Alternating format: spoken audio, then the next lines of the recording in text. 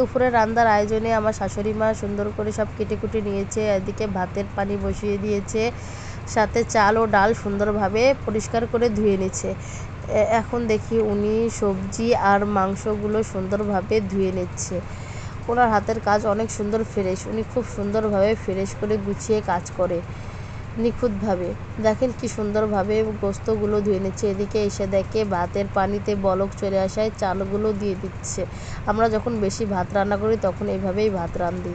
এখন এদিকে ডালটা বসিয়ে দিচ্ছে, পেঁয়াজ কাঁচামরিচ দিয়ে গুঁড়ো মশলা যোগ করে দেবে।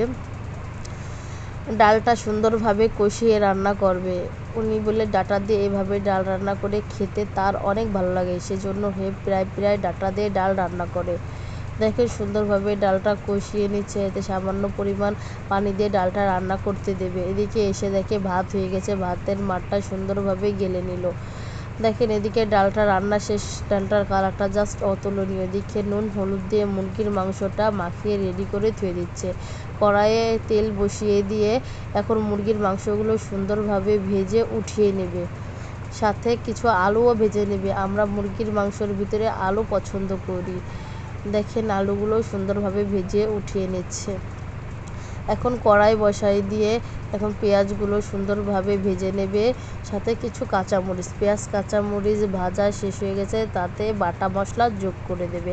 আদা বাটা, রসুন বাটা, জিরে বাটা দিয়ে সুন্দরভাবে নাড়াচাড়া করে কষিয়ে নেবে। সাথে অল্প পরিমাণে পানি দিয়ে গুঁড়ো মশলা যোগ করে দেবে। দেখেন কত সুন্দরভাবে গুঁড়ো মশলা দিয়ে যোগ করে নিচ্ছে।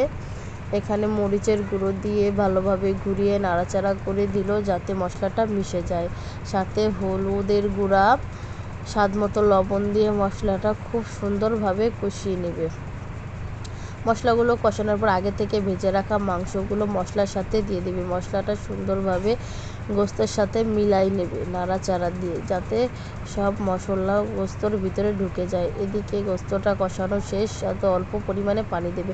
গোস্তটা ভাজে দেওয়ার কারণে অল্প পরিমাণে পানি দেবে, যাতে গোস্তটা একটু শক্ত থাকে। এদিকে আমার রান্না প্রায় শেষ।